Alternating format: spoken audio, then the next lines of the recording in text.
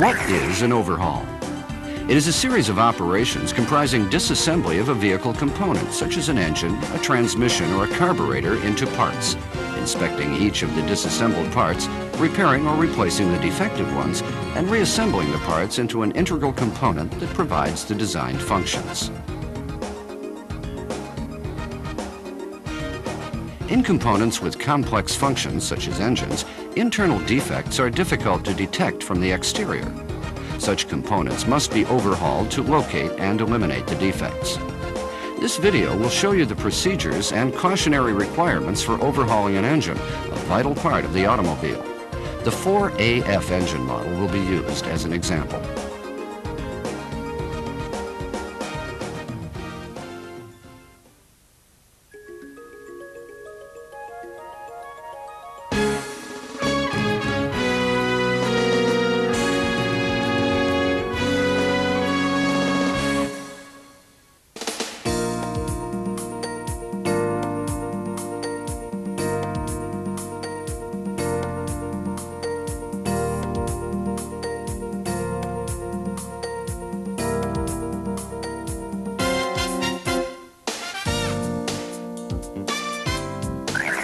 This is the general flow of an engine overhaul. Before engine disassembly, it's necessary to understand the engine's condition. The engine must not be disassembled without first understanding any problems the engine has and which parts must be overhauled.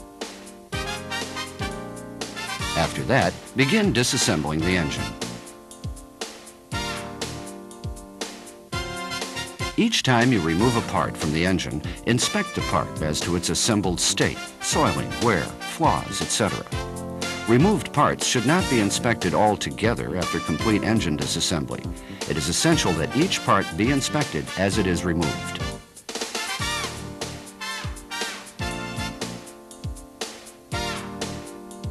The disassembled parts must be arranged in order, sorted into those to be replaced and those to be reused. The disassembled parts may be soiled with dirt, dust, or grease and must be cleaned. The parts should then be reassembled following the procedures specified in the relevant repair manual. Specified tightening torques, adjustment values, etc. must be followed. Pistons, crankshaft, and other parts subject to combustion pressure must be lubricated with engine oil before they are installed. After engine reassembly, each part must be checked for normal function using an appropriate gauge or tester and adjusted if necessary according to the maintenance standards in the relevant repair manual. This checking and adjustment must be carried out after assembling each engine, not after assembling all the engines. These are the general procedures for overhaul. Each step contains various cautionary requirements that must be met. Now, let's look at the procedures in detail, step by step.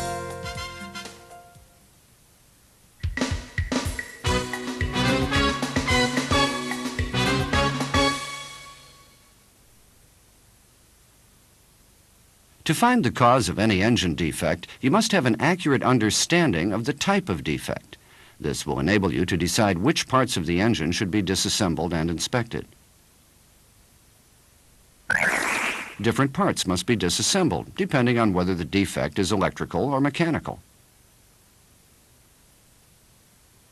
It must also be determined whether the engine should be overhauled in place on the vehicle or dismounted from the vehicle. The method of defect condition assessment procedures vary depending on the type of defect. If the compression pressure is low, for instance, check whether the pressure is low for all cylinders or for one cylinder only. Whether or not the pressure rises when oil is injected through a spark plug hole.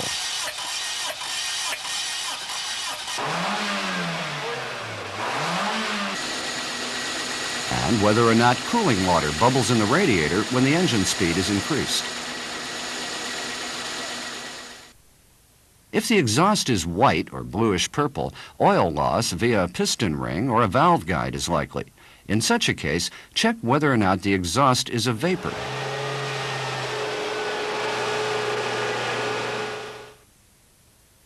and whether or not the spark plug is soiled with carbon or wet with oil.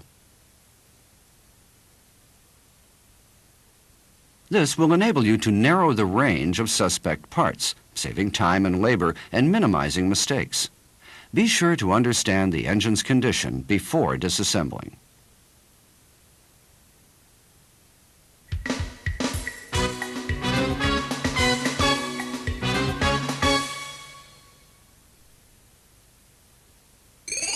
The 4AF gasoline engine is composed mainly of these parts. You will learn the specific procedures for disassembling 3 sections of the engine: the timing belt, the cylinder head, and the cylinder block. First, how to remove the timing belt.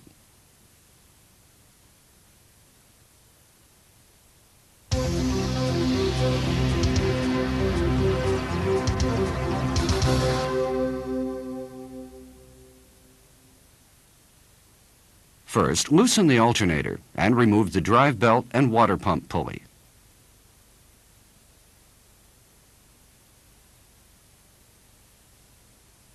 Then, remove the spark plugs using an appropriate SST. For each cylinder, check the spark plug for carbon deposits and signs of burning.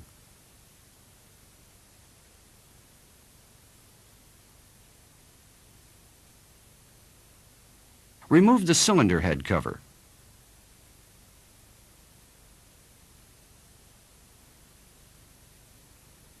Turn the crankshaft in the running direction to align the timing marks on the camshaft timing pulley and crankshaft timing pulley. Position the number 1 cylinder at compression top dead center.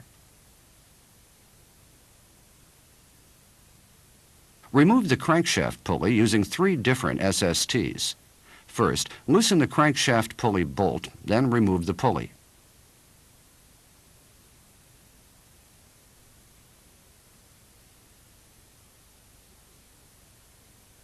Remove the timing belt covers and timing belt guide.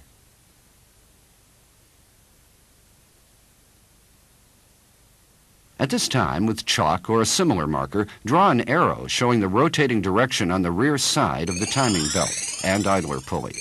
This enables keeping the same fit of the timing belt.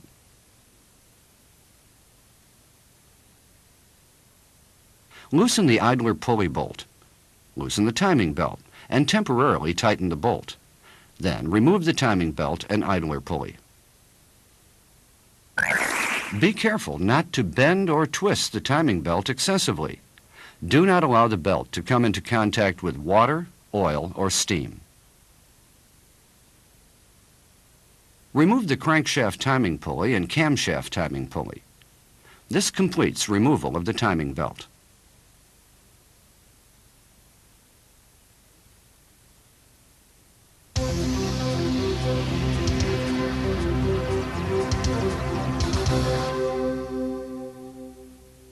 Next, the cylinder head is removed.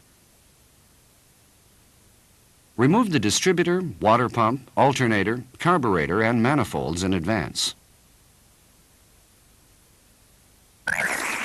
Measure the camshaft thrust clearance.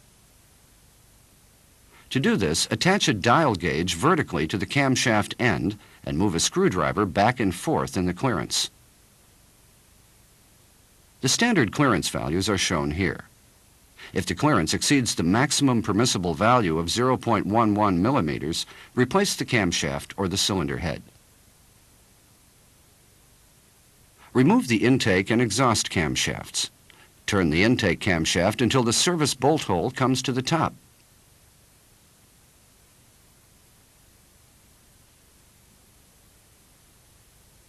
With the service bolt hole in this position, the number 1 and number 3 cylinder cam lobes will push their valve lifters evenly, minimizing the load from the valve.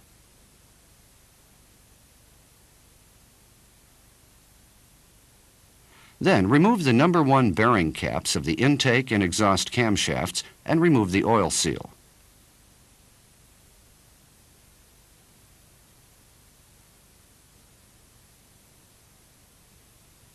Holding the intake camshaft with a wrench, secure the subgear to the driven gear with a service bolt.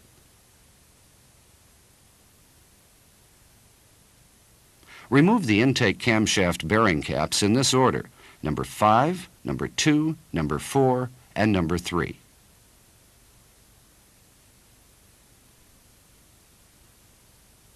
To remove the bearing caps, uniformly loosen the bearing cap bolts little by little.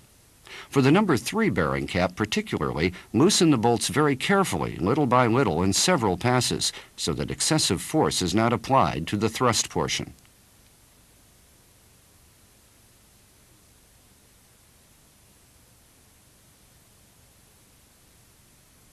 To remove the subgear by removing the intake camshaft, mount the hexagonal wrench head portion of the camshaft to a vise using a protector made of aluminum or the like. Insert 2 bolts in the service holes of the camshaft subgear as shown. Inserting a screwdriver between the 2 bolts, remove the service bolt while removing the camshaft. Remove the snap ring using an SST. Remove the wave washer, subgear, and camshaft gear spring. Since the subgear is retained by the camshaft gear spring, be sure to fix the subgear with a service bolt. Then remove the camshaft.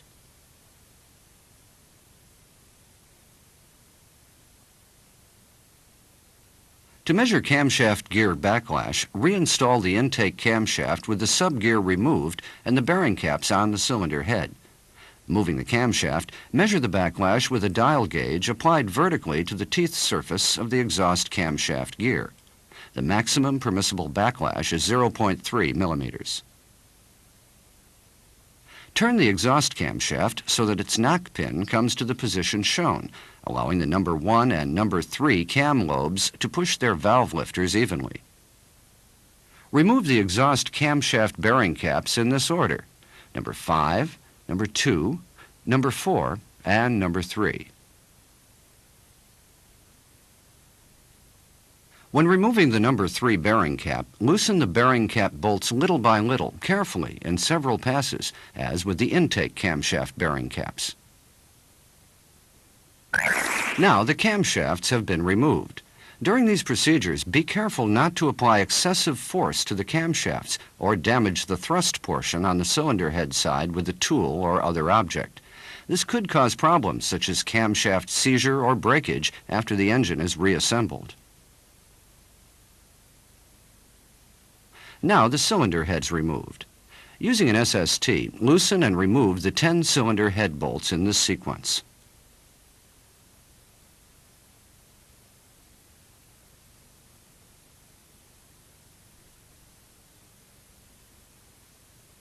Then remove the cylinder head and gasket, taking care not to scratch the cylinder head and cylinder block surfaces.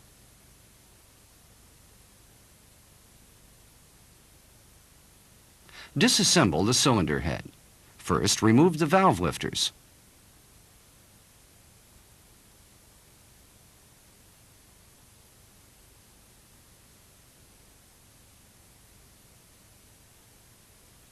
Using an SST, release each valve spring retainer lock.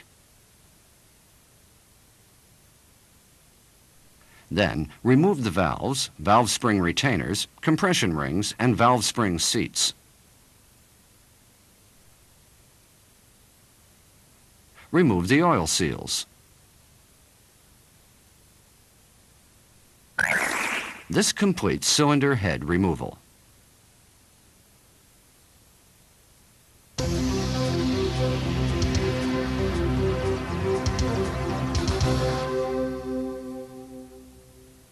Now let's look at the procedure for removing the cylinder block. First, disconnect the oil pan from the cylinder block using an SST. Then remove the oil strainer, the oil pump,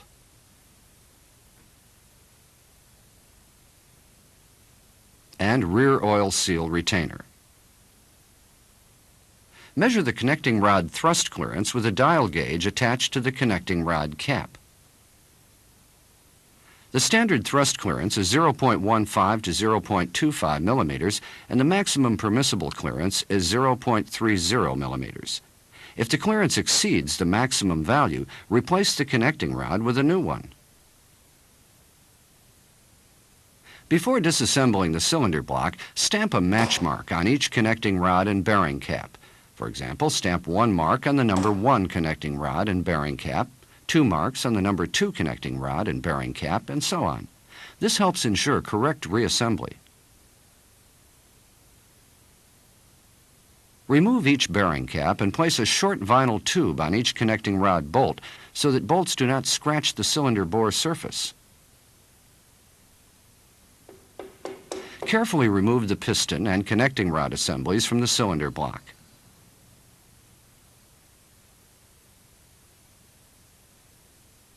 Before removing the crankshaft, measure the crankshaft thrust clearance with a dial gauge. The standard clearance is 0.20 to 0.22 millimeters, and the maximum permissible clearance is 0.30 millimeters. If the clearance exceeds the maximum value, replace the thrust washers. Remove the crankshaft. Gradually loosen and remove the crankshaft bearing caps in this order.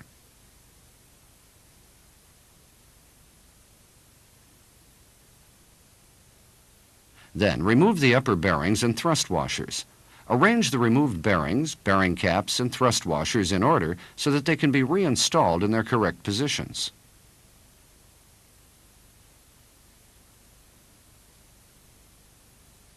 Here, let's look at the method of measuring the oil clearance of each crankshaft bearing.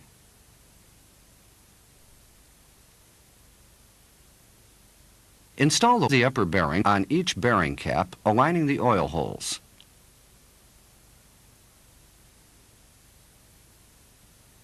Place the crankshaft on the cylinder block. After cleaning the journal bearing with waste cloth, set a piece of plastic gauge axially on the crank journal and install the bearing cap.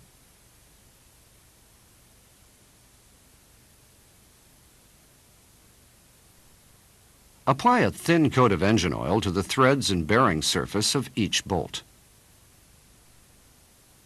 Do not turn the crankshaft during measurement.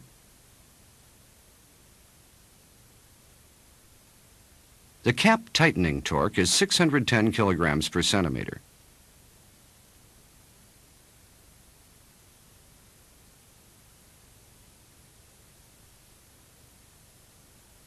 Remove the bearing cap and measure the width of the plastic gauge at the widest portion.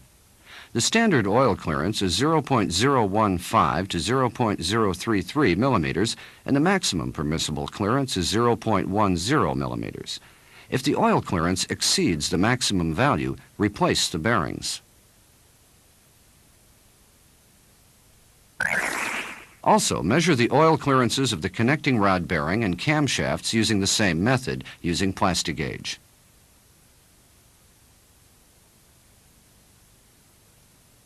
Finally, disassemble each piston and connecting rod assembly. Remove the piston rings using a piston ring tool.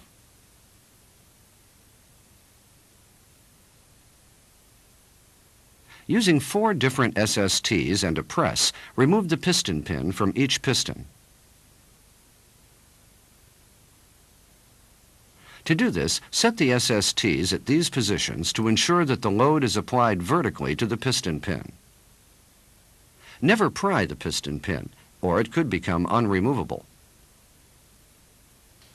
Slowly and carefully apply pressure to remove the connecting rod from the piston.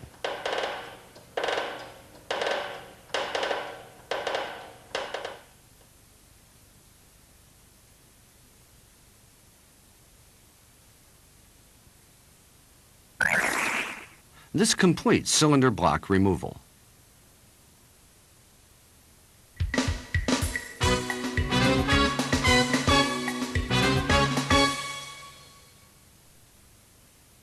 Be sure to arrange all removed parts in the correct order to save labor and time in later reassembly, as well as to avoid incorrect reassembly. Place the removed parts on a part stand or arrange them in order with a numbered slip on each part.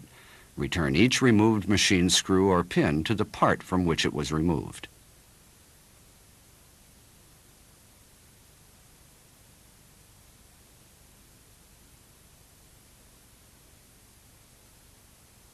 Disassembled parts must also be cleaned. Check each part for carbon deposition and flatness and clean it. If parts are inspected without cleaning, it is difficult to find defects.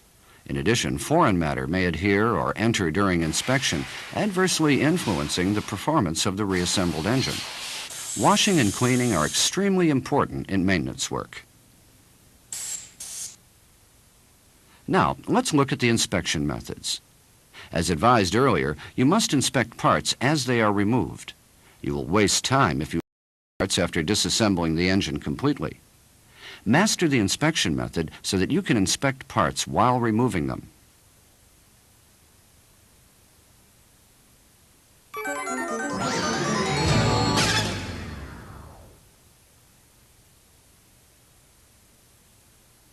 Let's begin with inspection of the timing belt. Visually, thoroughly inspect the removed timing belt. If the belt is broken, improper installation is the likely reason. Cracking or damage to belt teeth indicates camshaft seizure. Cracking or noticeable wear of the belt face indicates timing belt idler seizure. If any of these defects is found, inspect the parts suspected of causing the problem.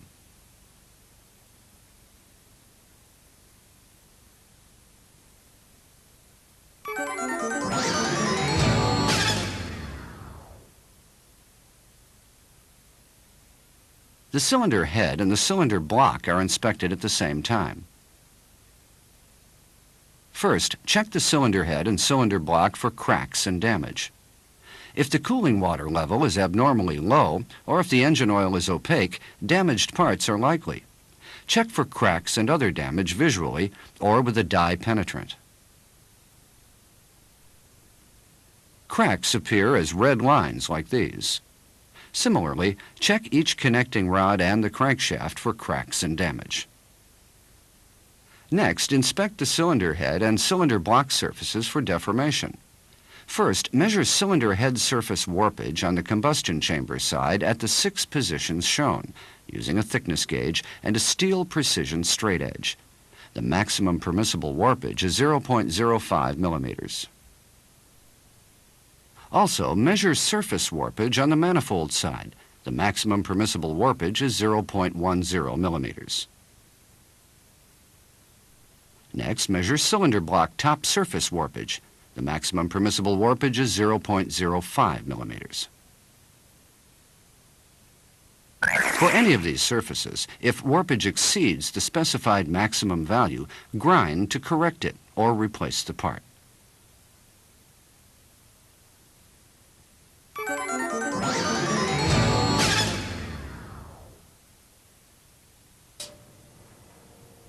If compression pressure is abnormally low or there is oil loss via the valve guides, the valves must be inspected.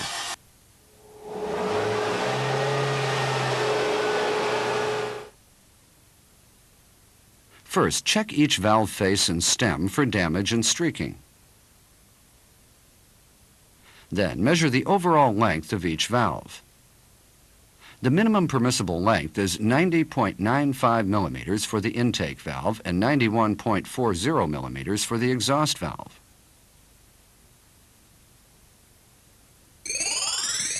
Also, measure the outside diameter of each valve stem. The minimum permissible diameter of the stem is 5.930 millimeters for the intake valve and 5.925 millimeters for the exhaust valve.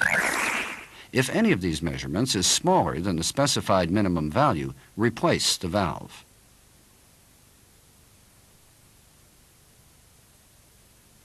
Using a caliper gauge, measure the inside diameter of each valve guide stem. This measurement must be taken in 2 directions at a total of 6 positions. The standard inside diameter is 6.01 to 6.03 millimeters. If the measurement exceeds the standard range, replace the valve guide stem.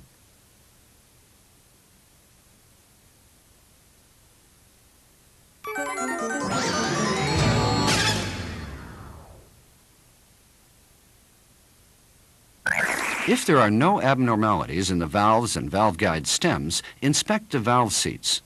Valve seats should also be inspected after valve replacement.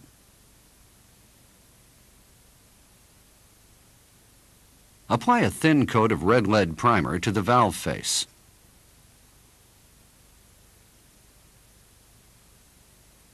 Lightly press the valve against the seat. Then check that the seat contact is at the middle of the valve face in a constant width along the entire circumference.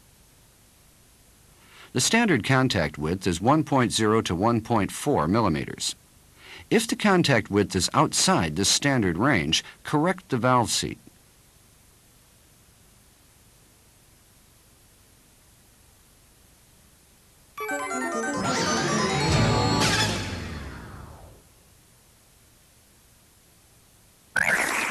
If the cylinder head makes an abnormal noise, the camshafts must be inspected.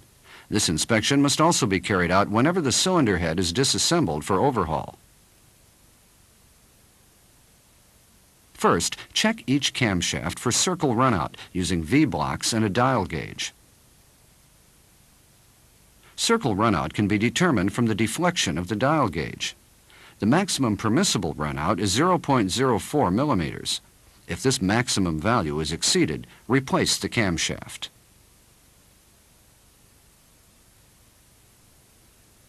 Next, measure the cam lobe height with a micrometer.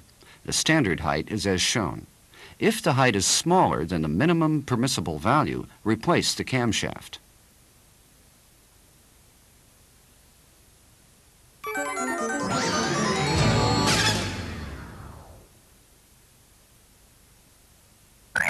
Wear on the cylinder inside wall can be determined from the compression pressure measured before disassembly. Normally, the cylinder inside wall tends to wear more in the upper portion, especially in the piston thrust direction. If a piston ring is broken and seized, or if the engine overheats, the cylinder inside wall can be damaged or seize up. It is necessary to check the cylinder bore wall for wear and damage. Using a cylinder gauge, measure the cylinder inside diameter in the upper, middle, and lower portions, each in 2 directions, for a total of 6 positions. Subtract the minimum measurement from the maximum. If the difference is greater than 0.2 millimeters, bore the cylinder.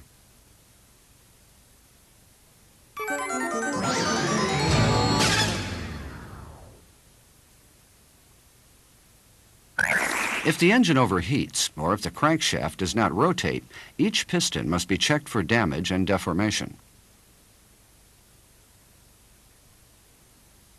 First, using a micrometer, measure the piston outside diameter. With the piston upside down, measure the piston diameter in the thrust direction, 38.5 millimeters from the piston's bottom edge. Subtract this measurement from the minimum cylinder bore diameter measured in the thrust direction. If the difference exceeds the permissible range of 0.06 to 0.08 millimeters, replace the piston or the cylinder block. If oil consumption is high due to oil loss via the piston ring, or if compression pressure is low, check each piston ring for damage, wear, or seizure. The clearance between each piston ring and ring groove must also be measured. Insert a thickness gauge into the ring groove through the gap between the ring and the groove wall and measure the clearance along the entire circumference. Also, measure the piston ring end gap with a thickness gauge. For measurement in the cylinder bore portion with the least wear, use a piston to push the piston ring into the cylinder bore to an 87 millimeter depth from the cylinder block's top surface.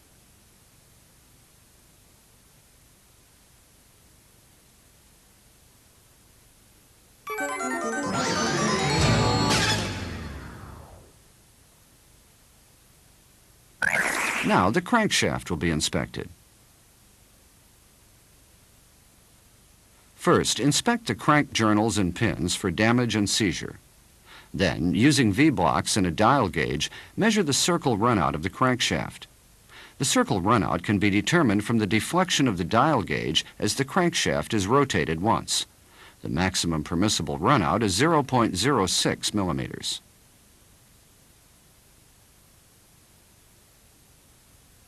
Using a micrometer, measure the crankshaft diameter at these journal and pin positions. Calculate out of roundness and taper. At both journal and pin positions, the maximum permissible out of roundness and taper values are 0.02 millimeters.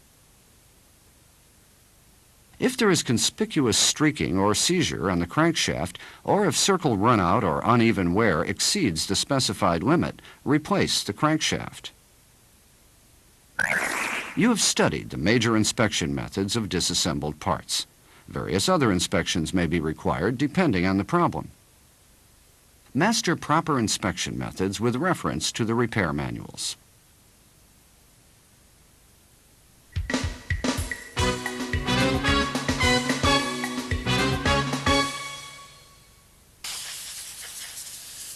After the disassembled parts have been inspected and corrected, they are to be reassembled into an engine unit.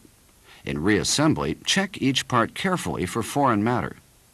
Clean the rear side of each bearing to remove dust and grease. Using compressed air, remove foreign matter from each oil hole and bolt hole of the cylinder block. This video will show the specific reassembly procedures for 3 sections: the cylinder block, the cylinder head, and the timing belt.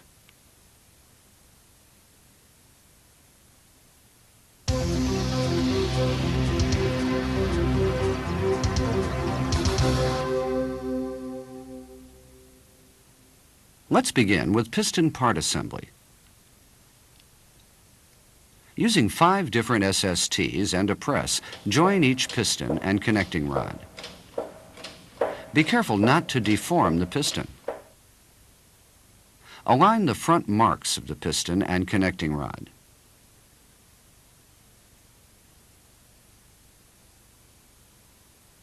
Install bearings in the connecting rod and bearing cap. At this time, be sure to install the correct bearings matching the numbers.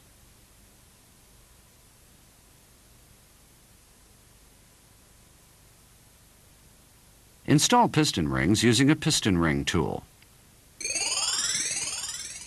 Be careful to install the correct piston rings.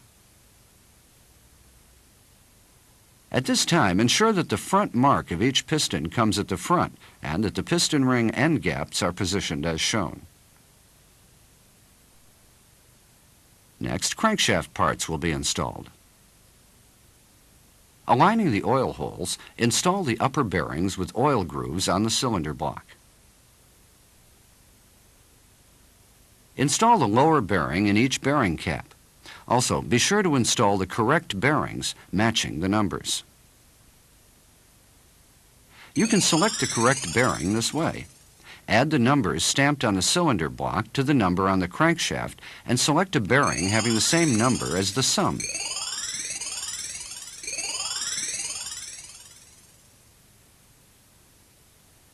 In the present engine, for example, 2 is stamped on the cylinder block and 0 on the crankshaft for the number 2 main journal. 2 and 0 make 2. Therefore, the appropriate bearing number is 2. Correct bearings for other cylinders can be selected in the same way. Install the upper thrust washers on both sides of the number 3 journal of the cylinder block with the oil grooves facing outward.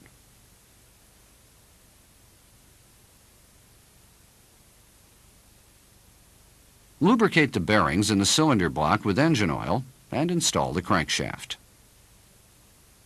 Then, install the flanged lower thrust washers on both sides of the journal of the number 3 crankshaft bearing cap with the oil grooves facing outward.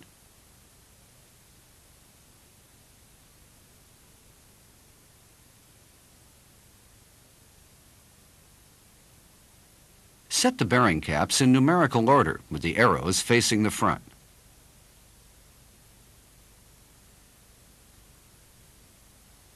Apply a thin coat of engine oil to the threads and bearing surface of each bearing cap bolt and temporarily tighten the bolts little by little in several passes. Then tighten bolts to the specified torque, 610 kilograms per centimeter. After that, check that the crankshaft turns smoothly. Install the piston and connecting rod assemblies. First, lubricate each cylinder bore and piston with engine oil. Be sure to lubricate the crank pins as well.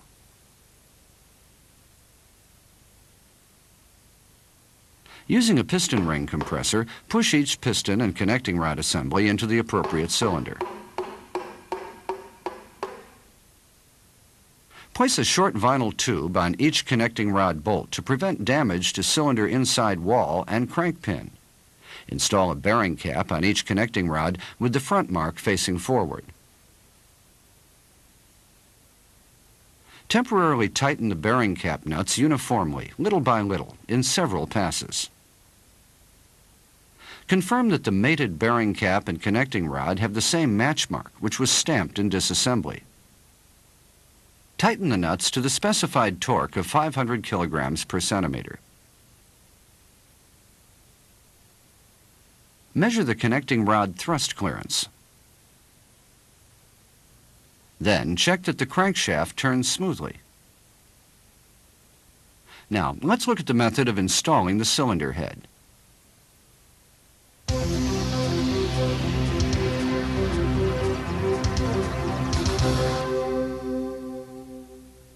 Removed gaskets and oil seals must all be replaced with new ones. Prepare new gaskets and oil seals before beginning cylinder head installation. First, install the oil seal, valve, spring seat,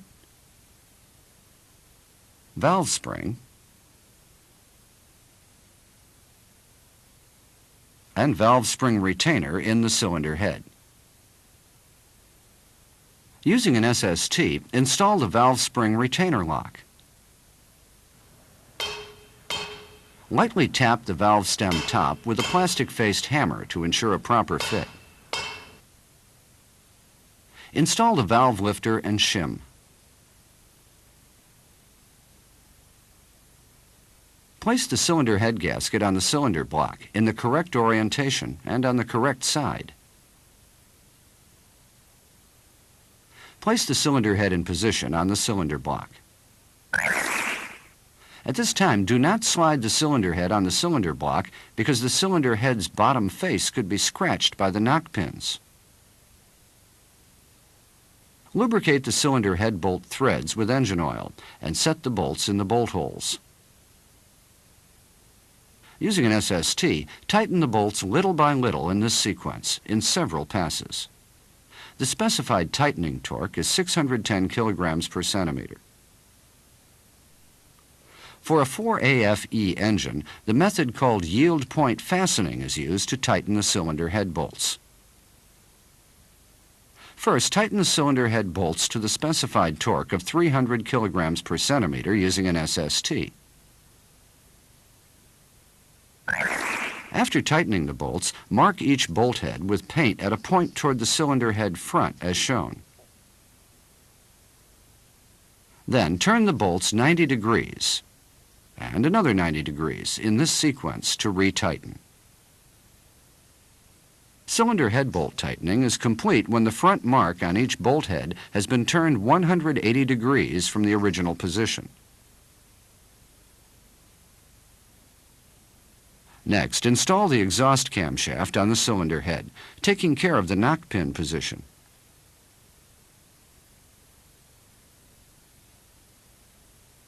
Apply seal packing to the number 1 bearing cap of the exhaust camshaft at the position shown, and install the bearing cap in the proper position on the cylinder head. Install the remaining camshaft bearing caps on the cylinder head and tighten the bolts to a torque of 130 kilograms per centimeter in this sequence.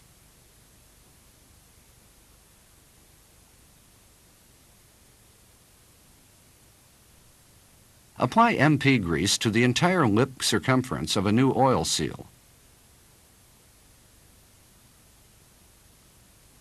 Using an SST, insert the oil seal as deeply as possible into the cylinder head.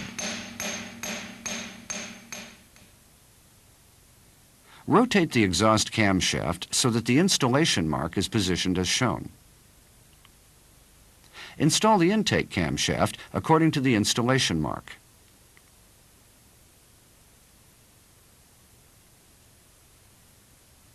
Install the number 3 bearing cap. Carefully tighten the bearing cap bolts little by little in several passes. Install the remaining bearing caps in this sequence. The specified tightening torque is 130 kilograms per centimeter. Remove the service bolt that fixes the subgear and tighten the bolts of the number 1 bearing cap. This completes installation of the camshafts.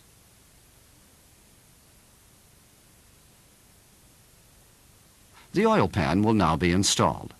Apply seal packing to the oil pan continuously. For the bolt holes, apply it inside.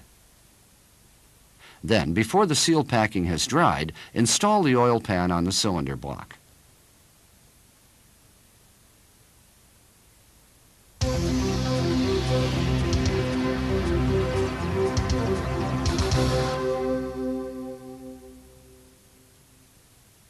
Now, let's look at the procedures for installing the timing belt.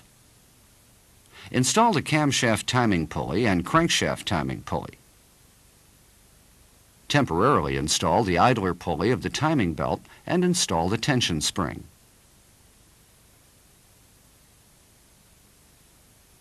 Position each timing pulley at the top dead center mark and set the number 1 cylinder at compression top dead center.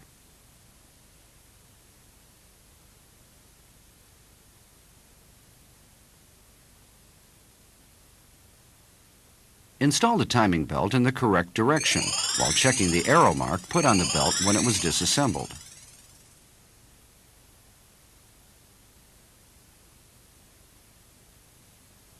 Loosen the idler pulley bolt and tighten the timing belt.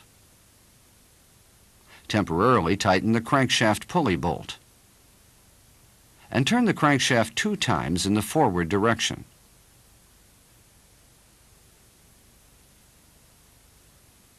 Tighten the idler pulley bolt.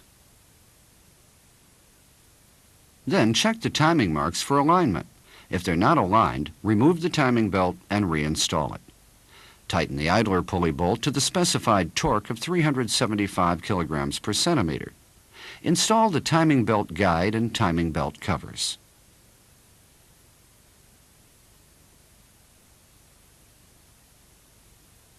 Using SSTs, tighten the crankshaft pulley bolt while fixing the crankshaft pulley. The tightening torque is 1,200 kilograms per centimeter. You have now learned the procedures for installing the cylinder block, cylinder head, and timing belt. For further details and tips on each installation method, refer to the appropriate repair manuals.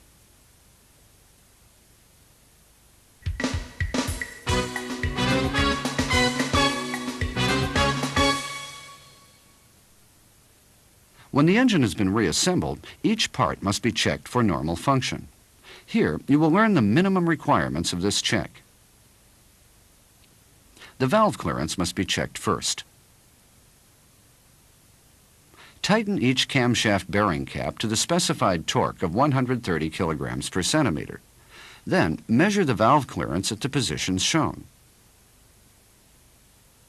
The standard clearance is 0.15 to 0.25 millimeters for the intake valve and 0.20 to 0.30 for the exhaust valve.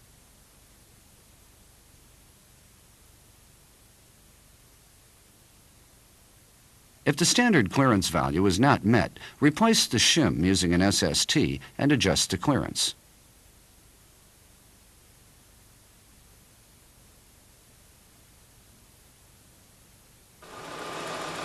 An ignition timing check is also important. Check the ignition timing using a tune-up tester and a timing light. For an EFI engine, check the idle ignition timing with the check connectors TEI and E1 linked by a check wire harness.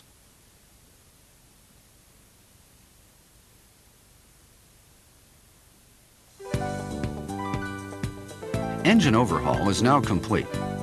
Finally, let's review the entire workflow of an engine overhaul.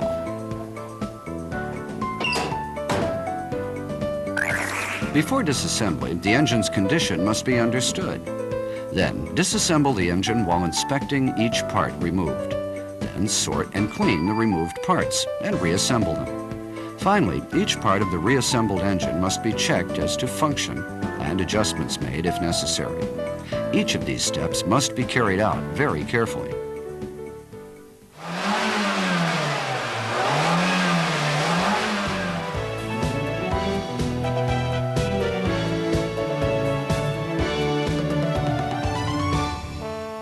Engine problems can be rather complex since they can be due to a variety of factors. The key to proper overhaul is to precisely understand the nature of the problem so that you can save labor and time and avoid possible mistakes. Improve your skill in overhaul, observing the basic rules.